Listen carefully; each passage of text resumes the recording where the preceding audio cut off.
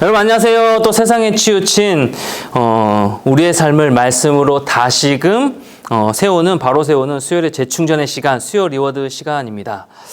우리는 지난 주일에 이 사도 바울이 받은 위로에 대해서 말씀을 같이 나누었는데요. 다시 한번 또 떠올려 봅시다. 여러분, 바울은 어떤 상황 가운데 그에게 위로가 임했나요? 우리는 당시 고린도 교회 성도들과 이 바울, 이 사도들 간에 세 가지의 심각한 오해가 있었음을 살펴보았죠. 첫 번째는 재정에 관한 것이었고, 여러분 두 번째는 무엇이었습니까? 사도들의 형편에 관한 것이었습니다. 그리고 마지막 세 번째는 바울의 자격 논란, 즉 사도권에 관한 문제였습니다. 이러한 오해로 인해서 골이 깊었고 또 고린도 교회에 크고 작은 문제들이 벌어져 있던 상황이었습니다. 오해들이 참 많이 있었던 상황. 이 상황에서 바울도 가만히 있을 수가 없었겠죠. 그래서 디도를 통하여 고린도 교회에 편지를 보낸 겁니다. 이 편지의 내용이 고린도전서 말씀이라고 했습니다. 그런데 이 편지의 내용에는 굉장히 격렬하게 꾸짖고 지적하고 나무라는 또 야단치는 내용들이 있었다고 했죠. 그렇게 디도를 통해서 편지를 고린도 교회 성도들에게 보냈는데, 그런데 이 디도가 다시금 돌아오질 않는 거죠. 사도 바울은 내심 걱정도 되고 이 두려움이 이제 몰려오기 시작한 겁니다. 이 편지를 받아든 이 고린도 교회 성도들이 혹시나 디도를 해치지 않았을까, 또 반항을 하고 또 디도를 힘들게 하지 않았을까 마음을 졸인 거예요, 사도 바울이. 그런데 기다리던 디도가 드디어 돌아왔습니다. 얼굴 보니까 어때요? 환합니다. 밝습니다. 디도가 바울에게 돌아와 이렇게 보고합니다. 선생님의 편지를 고린도 교회 성도들이 회람하여 읽고 전부 그들이 회개하며 잘못된 삶을 고쳤습니다 라고 고백하는 거예요. 말하는 거예요. 사도 바울은 이렇게 디도가 오므로 위로를 받았고 그토록 기다렸던 이 디도를 만난 것 자체만으로 마음을 더는 위로를 받았는데, 디도가 가져온 이 소식을 통하여서 고린도 교회 성도들이 이 사도 바울을 자신을 열렬히 사모하고 있다는 소식까지 들은 거예요. 게다가 이 고린도 교회 성도들이 디도를 통해 전달된 이 편지를 받고 다시 복음을 받아들이고 그러는 가운데 하나님의 뜻대로 하는 근심이 그들 가운데 일어난 겁니다. 하나님의 뜻대로 한 근심이 그들 안에 회개할 마음을 일으켰고요. 더 나아가서 이제는 그들이 거짓 사도들에, 당시 행행했던 이 거짓 사도들에 대해 적극적으로 이제 변론을 하기 시작했고, 이 죄에 대해서 분명하게 분노를 표출하기 시작했던 거예요. 그렇게 사도 바울이 전한 이 순수한 복음을 다시금 사모하면서 그들이 하나님을 향한 이 시선을 하나님께로 고정하기 시작한 것, 복음으로 자신과 함께 죽고 다시금 그 고린도 성도들이 살게 된 것, 여러분, 바울은요 이 소식을 듣고 찐 위로를 받았다라는 것입니다. 주님이 인도하신 이 상황들을, 이 모든 상황들을, 이런 상황들을 바라보면서 진짜 주님 살아 계시는구나, 주님 일하고 계시는구나 라는 것들을 바라보면서 위로부터 흘러내려오는 진짜 하나님의 위로를 바울이 경험한 거예요.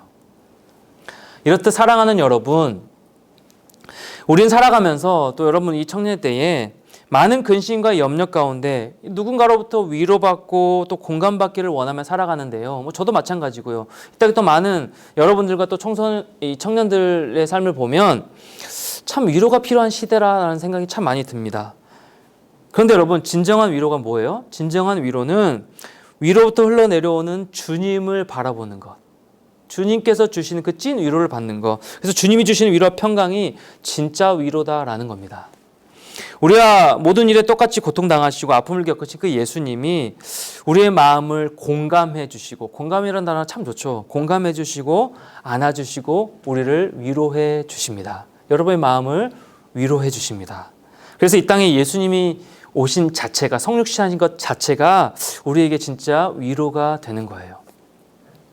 그렇게 우리의 위로자가 되시며 우리의 연약함과 아픔을 안아주시는 그 예수 그리스도를 바라보는 것, 눈을 고정하여 하나님을 바라보는 것, 내 안에 있는 모든 세상 근심, 걱정, 염려들, 이 모든 것들을 예수님 앞에 쏟아내고 맡기는 것, 이것이 저와 여러분, 이 청년 크리스천들이, 여러분들이 해야 할 일이다라는 사실입니다.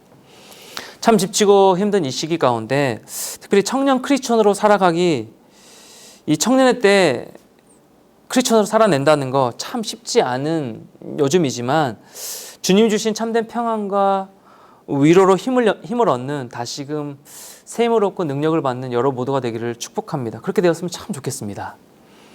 그렇게 위로자 되시는 그 주님을 바라보며 오늘 하루도요, 이 남은 한 주간도요, 여러분의 평생의 삶 가운데 이 청년의 때에 힘차게 믿음으로 걸어가며 그렇게 사명을 감당하는, 참 쉽진 않지만 다시금 영적인 봄이 임할 것을 믿으며 그렇게 뚜벅뚜벅 오늘도 믿음으로 살아내는, 걸어가는 그 주님의 위로 가운데, 그 위로자 되신 예수님 품 가운데 살아가는 귀한 청년들 모두가 되시기를 예수님의 이름으로 축복합니다.